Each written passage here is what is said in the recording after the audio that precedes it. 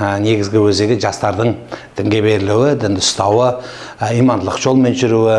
Бұл өте жақсы нәрсе. Жастарымыздың жүрегінде имандылық, ата-ана сыйлау, отбасы, жанұя, үлкенді құрметтеу, кішіні ізетпен қарау деген сияқты ұлы дүниелер біздің қанымызда, табиғатымызда, салтымызда, дәстүрімізде, өмірімізде де бар дүние. Бірақ өкінішке орай біз өзі не дінге берілсе қатты бір жағынан радикалды жағына өтіп, немесе ұстамайтын болсақ, бірден теріс бағытына, яғни түбегейлі жек көріп, немесе мүлдем жоламай кеткен қағидаға қазіргі таңда тәңіршімін деп айтып жүрген сияқты дүниеге өтіп кетіп жатырмыз. Жалпы дінді ұстау деген сөз біреуге қиянат беру, біреуді қинау, біреудің жеке құқығын шектеу, намаз оқымайтын болса неге оқымайсың деп оны арына, намысына тию, ренжіту емес.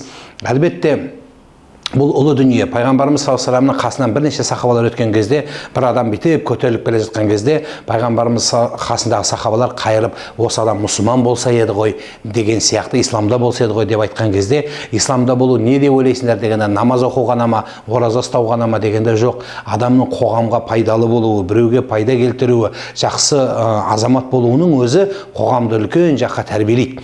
Сондықтан ислам деген сөздің өзі тыныштық, әссалам, яғни амандық, саулық, мойындау дегенді де қамтыса, сонымен бірге тыныштық, береке, игілік деген сөзді де қамтиды.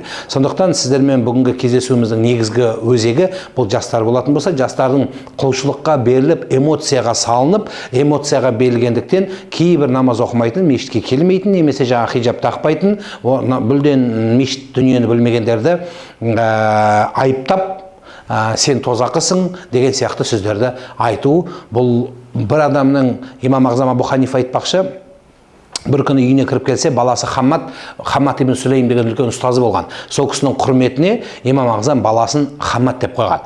Сол Хаммад баласы біреумен ұрысып отыр екен. Анау дәлел дейді, анау харам дейді, анау айтады менікі дұрыс дейді, анау сенікі дұрыс. Екеуі біраз жерге барып қалған кез екен, тамақтары қызарып, сол кезде Абу Ханифа келіп баласын қағып, арқасынан тартып, қой балам, дін мәселесінде ешкіммен алыспа депті. Сол кезде жаңағы әкесі тұрып, сізді өзіңізді спорласасың, өзіңді бір нәрсені біреуге дәлелдейсің ғой дегенде, мен өзім үшін емес, ана адам үшін қорқып тұрам. Спорды дебат жасағанда мына аузындағы сөзінен жаңылмаса екен деп оппонентімді ойлап тұрам. Ал сен болсаң, оның сөзін аңдайсың, специально әдейілеп шатасқан жерін іздейсің, содан кейін тауып аласың, тапқаннан кейін таптым деп күліп мазақтайсың. Ал енді біреудің қателескені күпірлікке күлген адам бірінші кәпір болады деді. Бұл тарихи кәдімгі тайға таңба басқандай жазылған сөз. Адамның қателескені күпірлік. Бірақ күпірлікке күлген адам, мазақтаған адам, енді біздің әлеуметтік желіден таратқан адам бірінші кәпір болады деген екен. Өйткені адам пенде. Хадис құдсиде келеді, егер сендер күнә жасамақсаңдар, қателеспесеңдер, онда Алла тағала қателесетін, күнә істейтін, кейін тәубе ететін, Құдайдан кешірім сұрайтын адамдарды Алла алып келем дейді. Демек, біздің қателесуіміз өте бір орынды дүние. Сол үшін мұсылмандық деген сөз тек қана менікі дұрыс, менің айтқаным дұрыс деген сөз емес.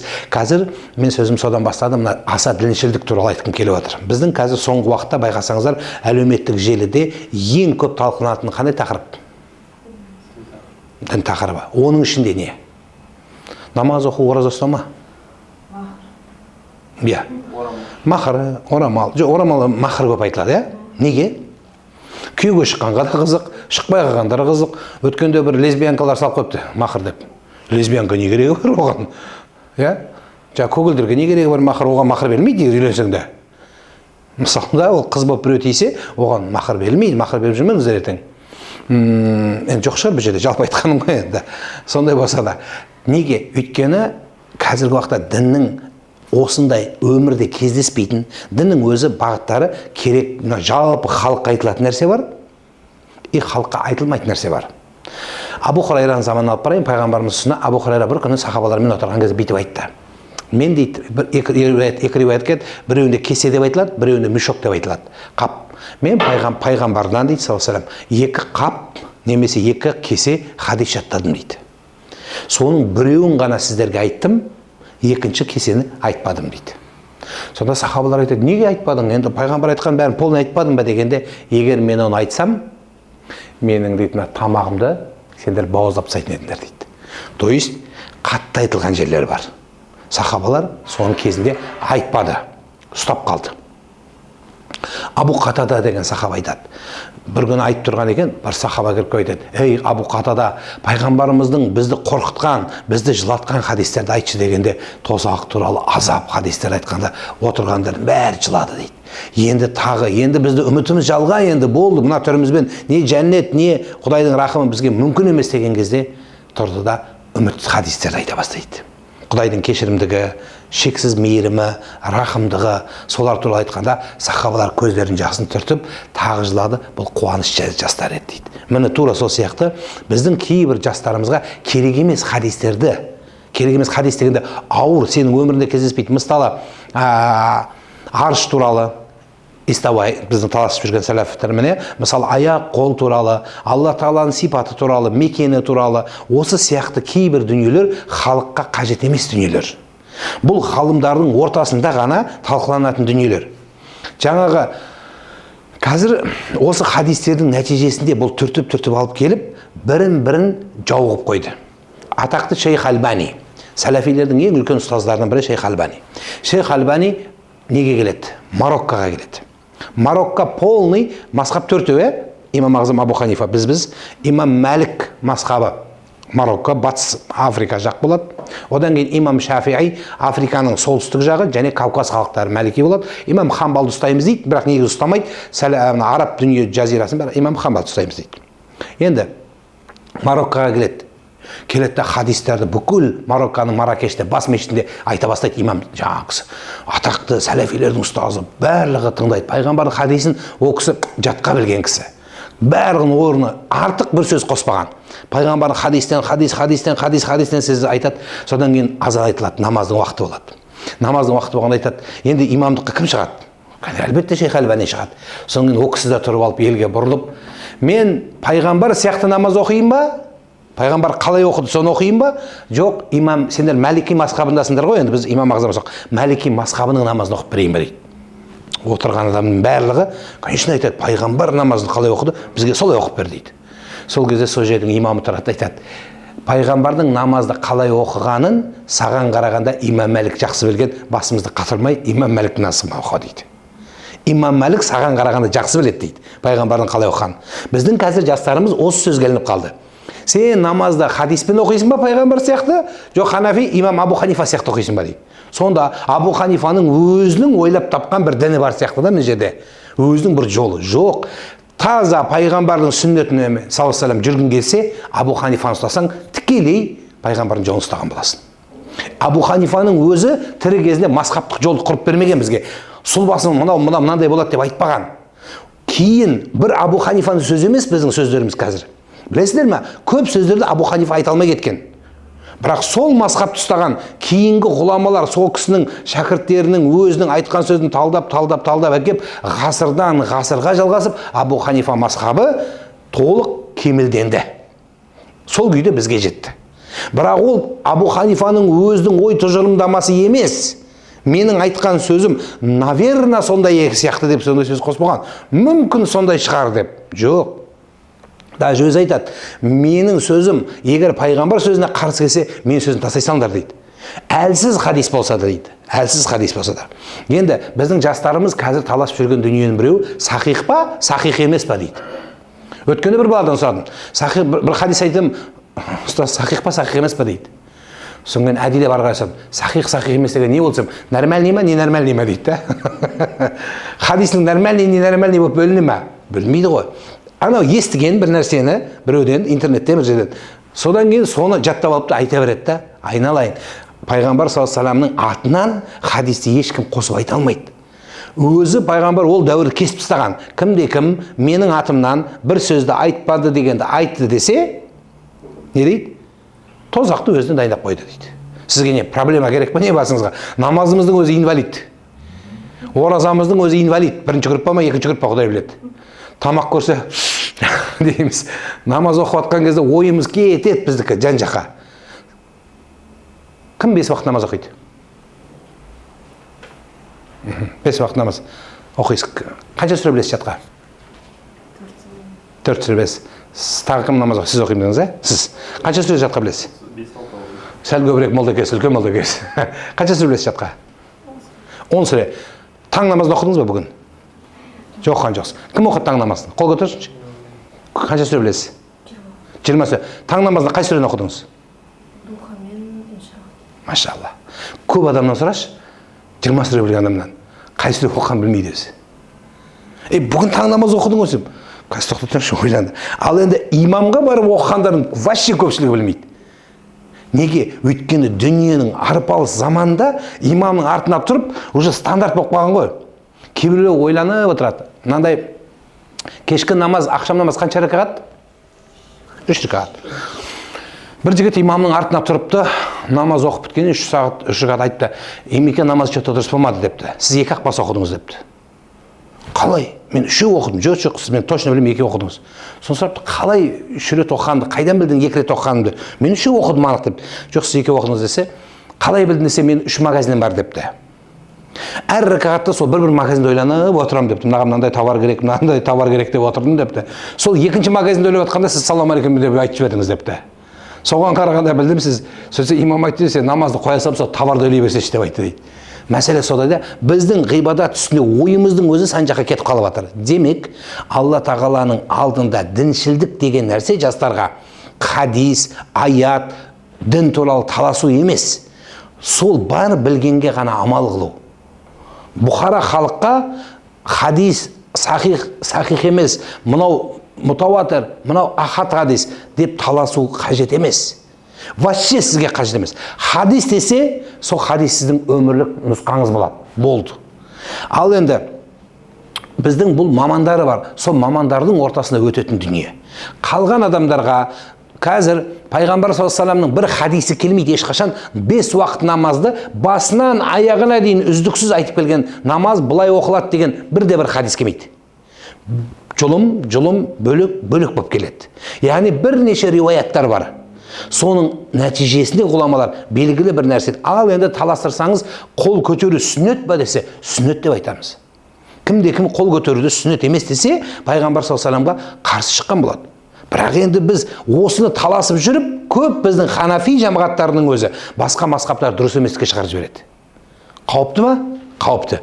Егер пайғамбар саллаллаху алейхи вассаламның қол көтергені сүннет болса анық, сен оны сүннет емес деп айтсаң, какой-то бір ұстазға сүйеніп айттың. Соның айтқан сен айттың. Содан кейін ол кісі тозаққа түссе, сіз де тозаққа түсетін бедіңіз. Сізге керегі бар ма? Сол үшін дін туралы айтатын өзінің орны, маманы бар. Имам Шафиғи де, имам Мәлік де, имам Ахмад бен Хамбалда ешқашан 40-қа келгенше хадис айтпаған.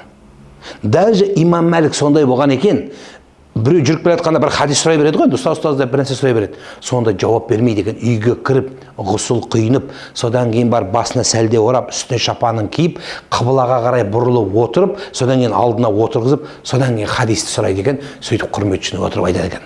Бізше. Өткенде бір жігіт айтады, моншаға барсам дейді, парилкада біреу хадисті айтып отыр дейді. Уаллахи биллахи таллахи.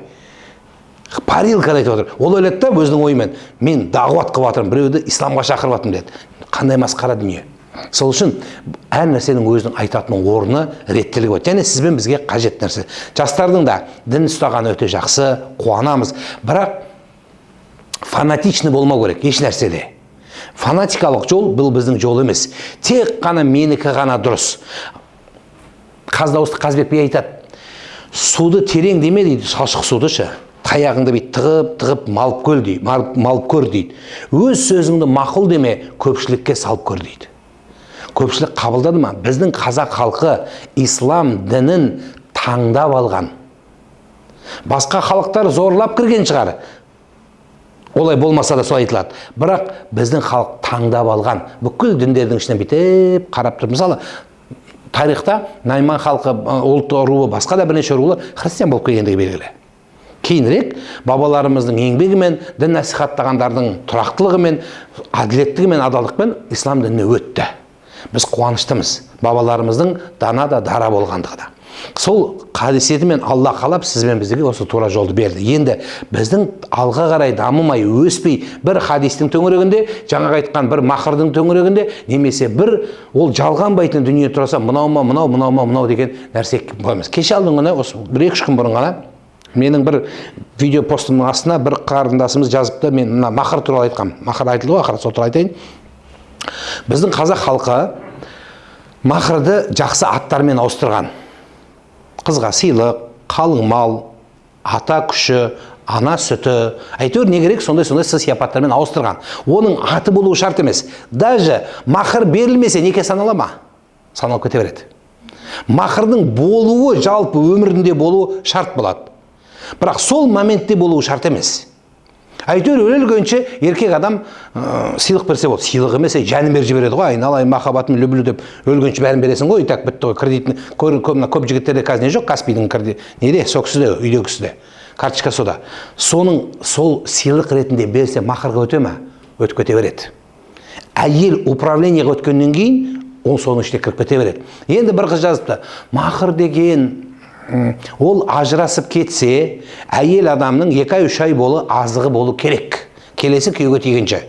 Сонымен арғай сұрап жазып жатырмын. Сен өз күйеуге тиген қызсың ба десем, жоқ дейді. Сен бірінші күйеуге тиіп алсашы, айналайын. Ажырасуды ойлама, не қыласың сен? Сен жақсылық ойла. Бірінші байға тиіп алсашы, содан кейін ажырасу көре жатарсың. Біздікілер болмаған нәрсеге, Қожа Насыр сияқты бір жерге қарап тұрып, мынау не десе? Осы жерді алсам, депті. Осы жерге пияз ексем депті. Сол пиязды күзде қайда өткізем деп соны ойлап отырмын. Сен бірінші байға ти, айналайын. Содан кейін көре жатарсың. Ұрып тепкілеп жатса, бүкіл Қазақстан болып сен ажыратып аламыз. Енді сен кимей жатып не қыласың? Жақсы сөз жарым ырыс емес па? Тағдырыңды ақшаға байлама. Тағдырыңды өмірге етегіне жалғанып, екі жарты бір бүтін болып, өмірді алып кетуді ойлау керек. Міне осы. Тура осы сияқты дүниелер жаңағы сәләфи илімнің ағымның көбеюіне, басқа да топтардың көбеюіне осы нәрселер себепші болған. Сол үшін сіздерге ең негізгі мәселенің біреуі мына 40 парыздың төңірегі. Атамыз қазақ бүкіл құлшылықтың ішінен 40 парызды бекер бөліп алып шыққан жоқ. 40 парыздың ілімі бүкіл қазақтың мұсылманның өмірін жауап береді. 5-еуін исламға, 7-еуін иманға, 4-еуін таяммумға, 4-еуін дәретке, 3-еуін ғұсылға, намазға, 12, 2-еуі әмір мағруф нахи мүнкер, жақсылыққа шақырып жамандыққа тыюда, және де 1-еуі хайз нифастың ілімін білу, және 2-еуі соған кетеді, 1-еуі 40-шы парыз, ол бүкіл 40 парыздың ілімін білу, ол да 40-шы парыз бабаларымыз бекітіп береді. Болды. Рахат дүние. Осыны білсең, өмірлік дүниең жабылады сенің. Қияметтің күнінде Алла тағала еш қайсымыздан ахат хадис туралы, яки болмаса сахи хадис туралы сұрамайды бізден. Құлшылығың дұрыс болды ма, содан сұрайды. Алланың өзіне сенуің дұрыс болды ма, ойың дұрыс болды ма? Фәзкуруни әзкурукум. Мені есің алсаң, сені есің алам деген кезде, осы аятты тәпсірлегенде, пенде мені қаншалықты маған байланса, мен соншалықты байланам деді. Енді біздің, мен мысалы батыс өңірінде жұмыс істедім, сол жерде көп деген жігіттердің жұмысы тек қана телефон алып, телефон сату. Немесе сол сияқты купи продай. Алып сат. Енді ең қызығы жақсы ғой, мейлі бала шағасын асырап, біз қуанамыз. Мемлекетке налог төлеп жатыр, оларға тіл тигізуге болмайды. Бірақ айтайын дегенім, бүйтіп бастыда, значит 500 теңгеден 300 теңге қалды. Сонда бүйтіп бастыда калькуляторға 500 теңгеден 300 теңгеден 200 теңге қалатын значитсін білмейді жаңа. Соны калькуляторға басқанда, бұған басудың керегі не дедім да?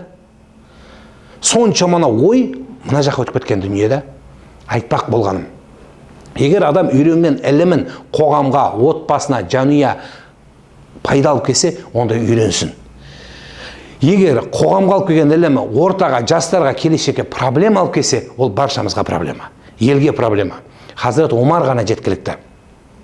Омар мешітке кірер еді, намаздың уақытысы болмаған уақытында өзі кіріп көріп, так, намаздың уақыты емес. Өз жерде де сахабалар жатады екен да, нағып жатсың деп бәрін итеріп қуып шығады екен мешіттен. Даже керек десеңіз, базарға барып, базардағы сауда істеп отқандардан сұрайды екен. Базардың сауданың ақысын сұрайды, сауданың үкімін сұрайды, сауда туралы аят хадисті сұрайды екен. Не керегі бар десе, егер сен бұны білмесең, біреудің ақысына жауап бересің. Біреудің ақысын жеп қоясың дейді.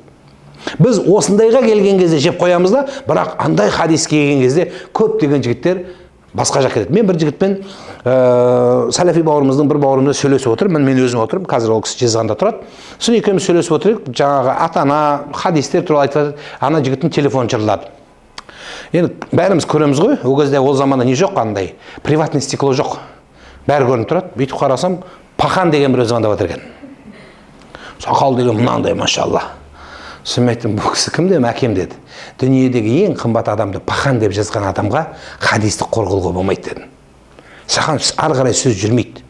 Кешіріңіз, мен сізбен ары қарай сөйлесе алмаймын. Жоқ, енді ол бұрыннан қалып қойған ғой дейді. Какая разница? жер бетіндегі жалғыз ақ адам, мейлі ол арақ ішсін, мейлі домалап жатсын, Лұқман сүресінің аят тұр. Ата ананы қалай құрметтеу керек екенді. Уауассайна, өсиет еттім деп Алла айтып тұрса, ол жерде арақ ішу, жаман, намаз оқиды, оқымайтын деген сөз жоқ. Соның өзінде сен пахан деп қайырлысаң, дінді қатырасың ба? Бір бала жазады интернетте маған, арабша үйренейін деп едім, қай мешітке барсам болады? Арабша үйренейін деп едім, қай мешітке барсам болады? 6-7 сөз. 7 сөзден 9 қатесі тұр. Сөйтсем, мына жерге неге қате жазып жатсың десем, қазақша шрифт жоқ дейді. Қазақтың тіліндегі өз ана тіліне шрифт қоймап жаза алмаған адам арабтың тілін оңдырасың ба сен? Не керегі бар? Сондықтан осы сөздеріміздің бәрі қазақша өткізіп жатырмыз. Біздің қазақша сөз деген сөз Құранды қазақша оқы деген сөз емес, намаз қазақша оқып кетеді деген сөз емес. Біздің айтайын дегеніміз негізгі ислам дүниесіндегі құндылықтардың ең үлкені бұл отбасы құндылығы. Жанұя. Алла тағала негізгі базовый нәрселерді әрбір мұсылман білу керек. Мысалы, Түркияны мысал қалатын болсақ, Түркияның мектепке бастапқы сыныпқа барған кезде ислам дінін оқытады сізге. Христиан болсаң да үйретеді, басқа болсаң да үйретеді. Содан кейін сен мұсылман болуың шарт емес оларда. Оқытып үйретеді, сауатыңды ашады, ары қарай өзің таңдай бересің. Міне сол. Енді біздің системамызда бізде дін тануды қостық, бірақ біз зайырлық жағынан қостық. Енді осыны зайырлық жағынан көп адамдар дінсіздік деп түсініп жүр. Жоқ, дінсіздік емес. Бұл Құдайға тануды дұрыс арнаға түсіріп, және ағымға, теріс бағытқа түсірмеудің бірден бір жолы. Ұрпақты дұрыс тәрбиелеп беру. Сондықтан 90 сөздің тобықтан жинақтай айтып келе, сіздер біздің бүгінгі таңда жастарымыздың мына өзіне қажет емес, хадис тұр, сахи хадис, Бұхариде, Мүслимде келеді. Ең жақсы мұсылман адам өзіне керек емес нәрселерге кірмеу дейді. Ең жақсы адам өзіне қажеті болмаған, өзіне тиесілі болмаған дүниеге былайша айтқанда мұрын тықпауы болды. Біз мұрын тықпаған тесігіміз қалмады. Өмірі ғалымдардың жасырып кеткен дүниесіне кіріп кеттік біз қазір. Соншама жасырған соншама, өздеріңізді көріп жүрсіздер, қазір 5000 теңгеге сразу қабыл болатын дұғалар үйрететіндер бар. 5000 теңге төлесең, сразу қабыл болатын дұғалар үйретеді. Мен айтамын, зачем оған үйретесің? Өзіңе оқып 5000 теңгені былай түсіре бермейсің аспаннан. Не қыласың оны үйретіп, сатып оны. Сондықтан да осындай дүниеге біз жеткен кезде жастарымыздың қоғамда бұзылып, исламды ойыншық қылып, дінді өзінің қажетіне ғана бұрмалау мәселесі болады. Кезінде Машхұр Жүсіп атамыздан айтылады, біреу бір нәрсе сұраған екен. Сонда Машхұр Жүсіптен екінші рет үндемеді дейді. Екінші рет сұрағанда бұрылып қайырып, дәреттің қанша парызы бар деп сұрады дейді. Дәреттің парызын білмейсің, бұны білмеген мен сұрағың не керегі бар саған деп айтты дейді. Сонда Аллаға қатысты ма, пайғамбарға қатысты бір сұрақ сұраған. Мәселе сол. Сол үшін өзімізге керекті болған нәрсені. Мен намазда аяғым былай тұруы, немесе аяғымның ауырып тұруы. Міне қанша жыл бойы өздеріңіз ойлаңыздаршы, мен кейін жастар білмей жүр, үлкен кісілер бәрі біледі. Бір проблема болды бізде. Сілекейді жұтам ба, сілекейді жұтпайын ба? Оразырақ. Мен әлі есімде бар, мектепте бүйтіп деп отыратын бәрі. Неге десе ораза ұстағандар дейді. Сілекейді жұтпайды деген. Міне біздің қазақы философия сол. Молданың бұрынғы айтқан сөз заң болды. Соншама дәрежеде қазір дінді біз еркіндікке жіберді. Түсінді, мына телефондарында, бір ғаламторында бір көп пайдасы тиді. Елдің көзі ашылды. Бірақ көзі ашылды деген сөз кірмейтін нәрсеге, жасырын болған ілімдерге дейін кіріп кеттік. Мен қорқам, бір қорқып жүрмін, өткенде осында көзім көрді. Хуруф әріптер бар Құранда, Алла жасырып қойған. Мысалы, Құранның 2-ші сүресі, Бақара сүресі, Әлиф, Лам, Мим, Таха, Ясин дегені, ол жерде ешкім білмейді. Енді бізге бір сондай қызық нәрселер, қызық қой бізге ше. Ясин деген ат бар. И-с деген сөз. Енді бұлай түсіндірдіңіз, неге бұлай Ясин деп ат қояды десең, бұл сүренің аты дейміз де құтылып кетеміз. Енді женский род бар, арабтарда женский род және мужской род бар. Орыс тілінде средний род жоқ. Қазақта вообще род жоқ. Енді қызға қалай Ясина Камил болса Камиля болады. Халил болса Халида болады. Енді Ясинге Ясина деп қоямыз ба дейді. Айналайын, Ясина деген осы, білмеймін, просто жақсы естіледі, қойғымыз келеді дейді. Семьяңда намаз оқитын адам бар ма? Жоқ. О, баяғыда апам оқыған дейді, өліп қалды дейді. Бүкіл ауыл үшін оқыған ғой апаларымыз. Енді намаз оқығаның, дәрет алғаның, ғибадат дұрыс, жанұяңды дұрыс алып жүргенің ең маңызды нәрсе. Бүгін Қазақстан мұсылмандар діни басқармасының тапсырмасы бойынша бүкіл Қазақстанда не туралы айттық біз? Мынау отбасын асырау. Көп деген жанұяларда отбасын асырау проблема бізде. менікі, сенікі, еркек асырау керек пе, асырамау керек пе, әйелдер шықты, жоқ, асырамау керек, қорғадық айттық, жоқ, еркектікі, мен айттым, еркектікі ортада, әйелдікі қалтада дедім. Сөйтіп бәлеге қалдым, бұл қайдан шыққан подкаблучник молда, менікі сонда неге болу керек? Әйелге қарамайды. Бірақ бұл жердегі сөз, әйел өз білген, өз істейді деген сөз емес. Екеу бір семья болған, екеу ортақ. Бірақ еркек адамда ар намыс жоғары тұру керек, әйелден ақша алуға. Тек қана сол бұл жердегі әңгіме. Әйелдікін алса арам ба не? Жоқ, арам емес. Бірақ бұл жерде еркектің намысы болады. Пайғамбар саллаллаху алейхи ва саллям үйленетін кезде Хадиша анамызға киіп баратын көйлегі болмаған. Просто бірақ көйлекпен жүрген кісі ғой. Сонда Хадиша сезіпті де, жасы үлкен кісі, керуен иесі болған, 3-4 сандыққа жақсы қымбат көйлектерді салыпты да, қызметшісін шақырыпты да, апар депті пайғамбардың үйіне. Өзі сөз салып болған. Кімді? Ұялмай-ақ Майсараны шақырып, Хадиша Майсараға прямо айтқан: "Мен Мұхаммедті жақсы көрем, саллаллаху алейхи ва саллям, айт маған, мен алсын" деп айтты деді. Ештеңке жоқ. Біз анау қалай айтам деген сөз жоқ. Прямо айтты. Өзі айтқанға намыстанды. Ортада ғана бар ғой. Барып кел жауап кел. Соған айтты. Қазір енді біздің барып кел жауап кел номеріне телефон ғой. Біз тез жеткізеді, одан да тез жеткізеді. Барып айтты, бұл келісті, бұл сөзді қабылдады, үйленетін болды. Сонда дейді, пайғамбар бүйтіп үйінде отырса, екі қызметші кіріп келді, қараса екі сандық. Сандықта не екен деп қараса, көйлек. Кім берді? Хадиша берді. Сонда түсініп тұрды да, намысы бітеп көтерді, еркекті айтты: "Хадиша, егер менің көйлегіме қарап маған үйлен тисе, онда маған тимей қойсын" деді. "Көйлегімді алып кете бер" деді. Бұл сөзді айтқаннан Хадиша өзі кешірім сұрап, ортаға келді дейді. "Мені кешір" деп айтты дейді. Міне бұл алса да болар еді. Намысы ода тұрған ештеңе жоқ. Бірақ бұл жерде еркектік дәреже, мәртебені жоғары қойды. Хадиша да оны түсінді. Сондықтан бір-біріне алып берістес тұрған ештеңе жоқ. Бірақ қазір соншама нәрсеге кіріп кеттік біз жаңа төмендеп. Осыны айтқым келіп отқаны ғой. Оказывается дейді, ол бұрыннан айтып жүрген сөзіміз ғой, бірақ қазірленіп қапты да, ол бүйтіп айтады: "Баланы емізуге" дейді, әйел адам бала туғаннан кейін вообще міндетті емес екен дейді шариғат бойынша. Иә, міндетті емес. Міндетті емес деген сөз, да пошел дейді, мусорға лақтырып жібер деген сөз емес қой. Өле бер деген сөз емес ол балаға. Бағасың бәрібір. Бұл жердегі әңгіме, егер ұрыс, дау, жанжал, семьялық мәселе көтерілсе, пайғамбар саллаллаху алейхи ва саллям ақша төлеп тұрып еміздірткен, ондай ахуал болған. Бірақ баланы емізбей өлтірген адам не, мақтала ма не? Ауру болып қалса, сол үшін еркек таппай жатса не істейді? Бірінші орында шариғат бұйырады, анасы емізсін бәрібір дейді. Анасына подход жаса дейді. Бұл жердегі сөз ақшаға төле деген сөз емес, әйелімен мәмілені дұрыс ұста деген сөз. Ортаны ретте деген сөз. Сол үшін айтпақ болғаным, мынау біздің дін мәселесіне жастардың қазіргі мынау сөзге құмар, одан кейін өспейтін адам өнбейтін даулайды, бір өнбейтін дүние, Алла қайда деген сияқты дүниелердің барлығы біздің өтіп кететін, бір таласатын үмбеттің шаруасы емес.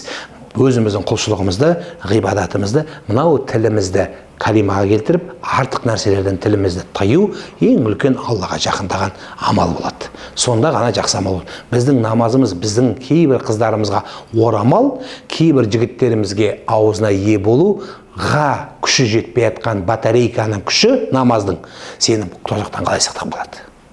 Сол үшін ғибадатымыз дұрыс, ниетіміз жақсы болсын. Түннің бір уақыты болды. Сіздердің осынша уақыт күтіп отырғандарыңызға Алла разы болсын, Алла береке берсін.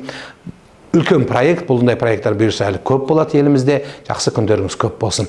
Біздің қоғамның иманды салихалығы, ол бір-бірінің орын тауып, бір-біріне құрметтеп, заңға мойынсынып, зайырлықта қарсы шықпай, мемлекетімізді талқандамай, заңға керағар іс жасамай, бір-бірімізге дұрыс қарау діннің негізгі талаптары сол болады. Еліміз аман, жұртымыз тыныш болсын. Рахмет.